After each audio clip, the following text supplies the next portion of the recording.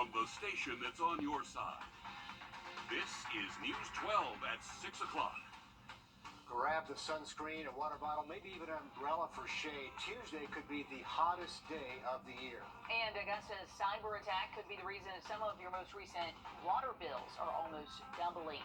But first, today is the first day students at TW Josie High School are back in class after a student was shot there Wednesday, prompted the high school and 2 other schools nearby to close. And before school even opened this morning, one local pastor and members of the community all came together on campus to pray for those students. That no weapon, no weapon, no weapon, no weapon, formed against these students, against their minds, will or shall prosper. Nick Veland live for us over at Josie. So, Nick, how did the first day go back after this prayer this morning? Yeah, Richard, well, it was a normal day here at TW Josie and Murphy Middle for the first time since last Tuesday.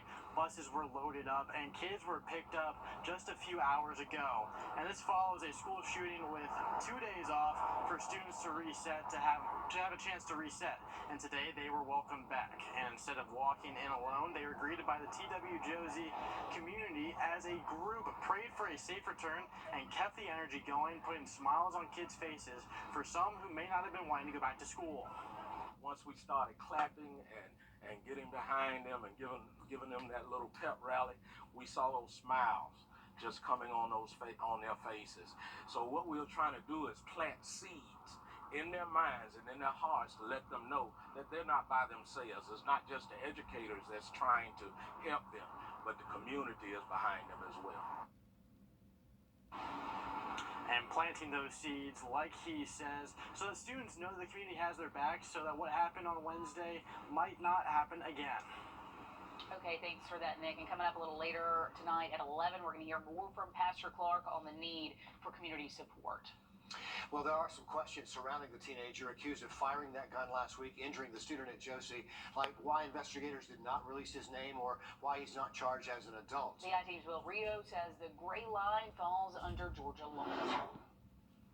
That's right. The suspect in the Josie shooting is confirmed to be a 16-year-old, but we found several cases where 17-year-olds that are charged with aggravated assault are being charged as an adult and not a juvenile. One example of that is the Laney Thompson football game last year, the shooting at that football game. 2 17-year-olds and a 16-year-old were charged with aggravated assault in that case. But the district attorney's office telling us today the difference between a 16-year-old and a 17-year-old is that Georgia treats all 17-year-olds as adults for criminal offenses, while 16-year-olds and below are treated as juveniles unless a serious violent felony as defined by statute is committed. Now, the DA's office writes that oddly excludes aggravated assault. The only other time a juvenile would be charged as an adult is if they commit one of the 7 deadly crimes in Georgia. That's murder, kidnapping, armed robbery, rape, aggravated sodomy, aggravated sexual battery, and aggravated child molestation. Now, again, the suspect in this case is being charged as a juvenile in that shooting and had that weapon inside a school at the time where they fired it at another student. Okay, so you've been looking into these numbers. Have we actually seen an increase in these types of incident at Josie and other schools around the county? Yes, absolutely. And the I-Team requested data that you can see right here behind us from the GBI. That comes directly from the Richmond County school system. Now, the school system here actually reports to the UCR, which is the Uniform Crime Reporting Program, and that's the GBI. At the state level, they keep track of all this. We have seen an increase all the way from 2018 to 2022 with that data. These are assaults happening at schools in our area, specifically the Richmond County School District. Yeah, that's pretty significant. That's more than a 200% increase from 2019 to 2022. Absolutely. And of course, the pandemic mixed in with all of this. So we have seen that significant increase all the way from 0 to 98 in just 5 years. Okay, well, thanks for looking into that for us. And if you're interested in helping find a solution to youth violence, there is a community discussion tonight. That's at 7:30 at the Purpose Center on Olive Road, and that meeting lasts until 9 o'clock. Meanwhile, power restored now to hundreds in the Walton Way area. Yet Georgia Power says 1,100 are still in the dark this afternoon. Just before 5, that number was almost at 2,000.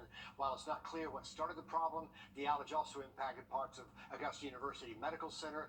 It is not known when all that power will be restored, but those are a lot of air conditioners not working on a hot afternoon.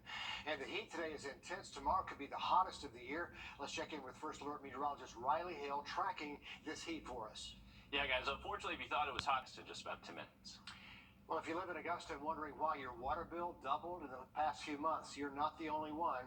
One woman says her bill has gone from $40 in May to $70 for the month of June. That is a 75% increase. As Craig Allison explains, the recent cyber attack could be to blame. There's about 75,000 of these water meters scattered throughout Richmond County, and Augusta Utilities says that was too many to manually check through during Augusta's cyber attack that shut down their central system. So what did they do?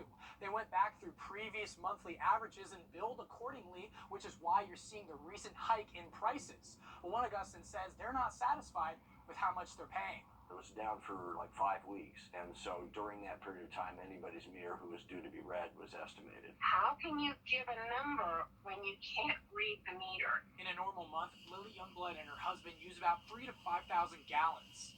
Recently, the utility department has billed them, citing 13,000 gallons of usage in June and 10,000 in July.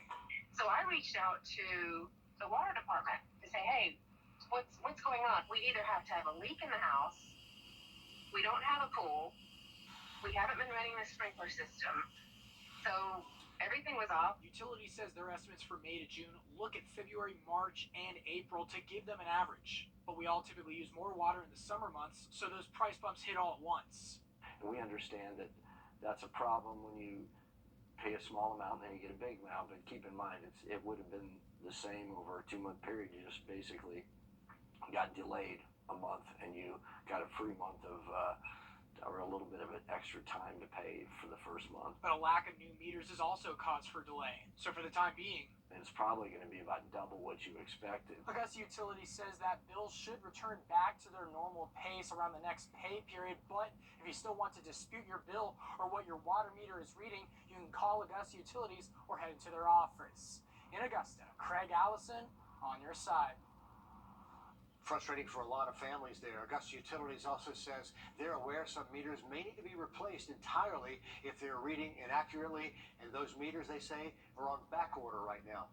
Tonight, 3 people are in jail after a 3-year-old was found nearly dead from fentanyl exposure, along with a 1-year-old with burns and maggots in his milk bottle, according to authorities. Matthew Moss, Talithia Browman, Asia Bartlett, they are all facing 2 counts of first-degree cruelty to children, deprivation of a minor, and more weapons and drug charges. Thursday, the Richmond County Sheriff's Office responded to a home on Howard Road for calls of an unresponsive child.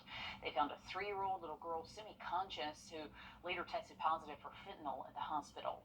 Deputies also found the 1-year-old boy with burns on his arms, hands, and back that resembled an iron or grill pan, and that contaminated bottle with maggots inside. An 8-year-old and a 5-month-old were also taken from the home. All 3 adults are booked in the Webster Detention Center, and we're working to find out if the suspects are all related to the children. Tonight, a small community in Louisville is on edge after a drive-by shooting leaves 5 people in the hospital. It happened last night on Handy Street. All 5 are expected to be okay, but certainly jarring for that small community. The sheriff's office does not have a suspect or a motive in this case yet. As Hallie Turner reports, one neighbor says this is the first shooting she knows of in her small neighborhood, and fear is settling in. I heard like 30 or 40 shots. You know, I dived on the floor, and I mean, it sounded like firecrackers. What started as a quiet Sunday night on Handy Street changed within a matter of minutes. I went to my living room and looked out my other window, you know what I'm saying, trying to see what was going on or whatever. Tanika says that's when she realized the shots were coming from the home across from hers, and she called 911. I mean, it was a lot of commotion. Yeah, it was loud. Like, everybody was running around, you know what I'm saying, trying to gather children and, like, you know, just getting out the way. Jefferson County Police say the drive-by shooting happened at 8:20, injuring 3 males and 2 females, ages 23 to 37. When they arrived on scene, they found 5 people with gunshot wounds, but they should all make it. They blocked all this off, everything from here all the way up, probably about 3 houses back around the corner. Tanika says while she's unsure of the next steps, I don't know what to do about it, but hey, this is where I live. This is where I gotta stay. So hey. She is grateful her family was not home. Just hope everything's all right. I'm glad it wasn't me or none of mine. In Jefferson County, Hallie Turner on your side. Also this evening, former Augusta Commissioner Sammy Sias reporting to federal prison today. Sias was sentenced back in June for destroying 7,000 records in a federal investigation involving finances at the Jamestown Community Center, a center he managed while serving as commissioner.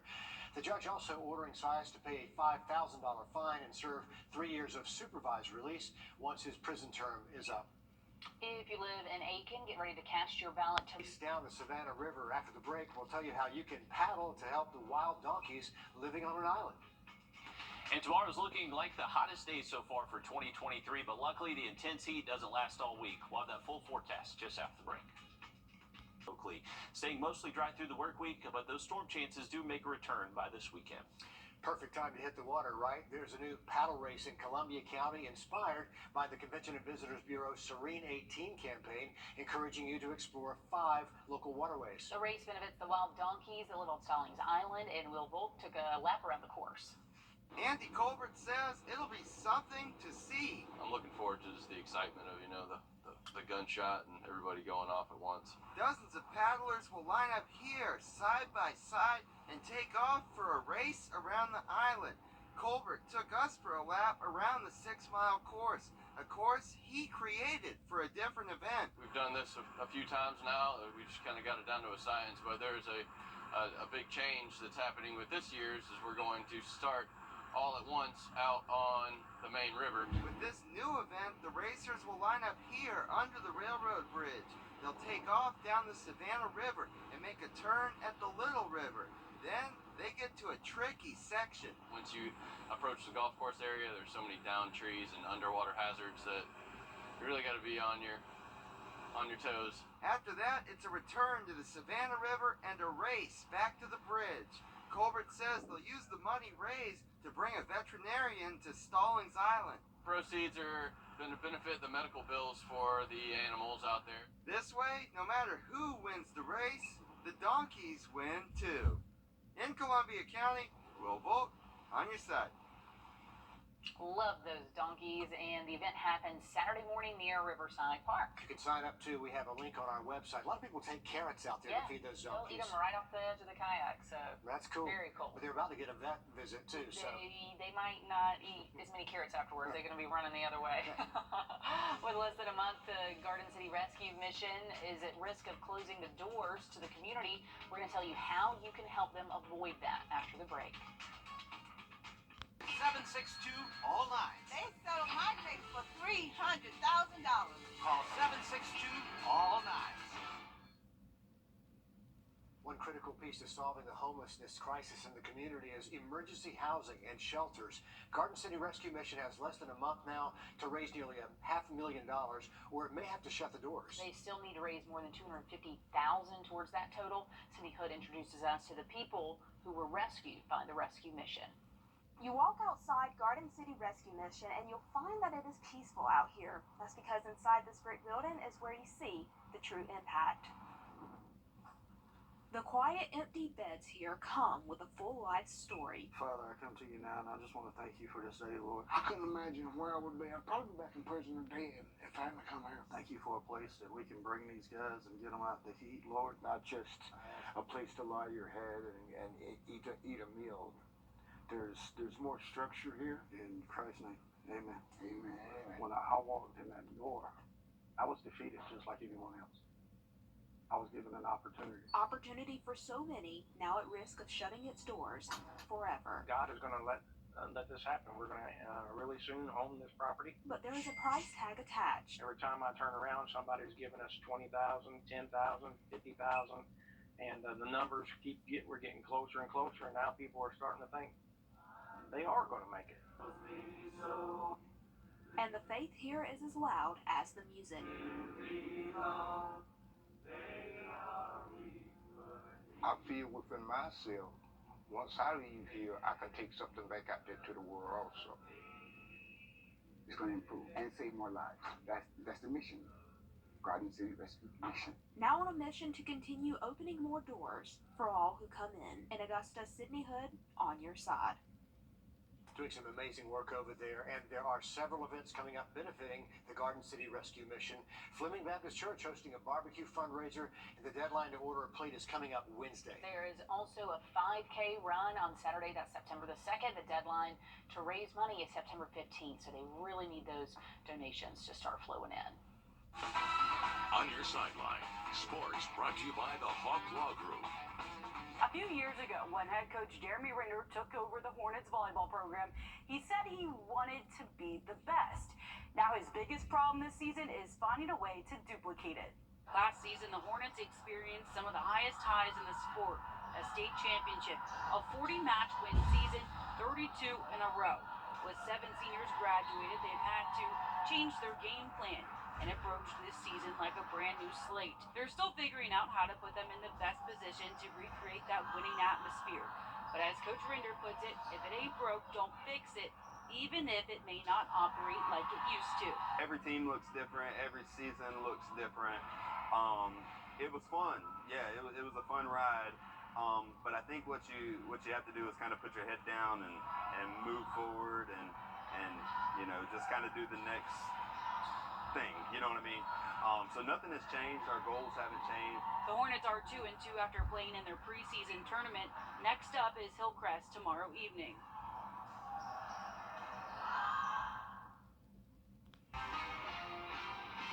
We have breaking news. The Burke County Sheriff's Office needs your help finding a missing 11-year-old. They say 11-year-old Hunter Chastain. We have breaking news. The Burke County Sheriff's Office needs your help finding a missing 11-year-old. They say 11-year-old Hunter Chastain ran away from home. He was last seen wearing green or black shirt, black pants, gray shoes in the area of Griner Circle. So if you have any information where he might be, call your local law enforcement. And tomorrow we are expecting a very hot day. Actual temps will be near 100. The heat index will be between 105 and 110 tomorrow afternoon. Not much rain relief over the next couple of days. We are expecting dry weather through at least Friday. Into the weekend, the heat does make a return, but those afternoon storm chances will as well. Our next live update comes at 7 o'clock over on NBC 26. Then we'll see you back here tonight at 11.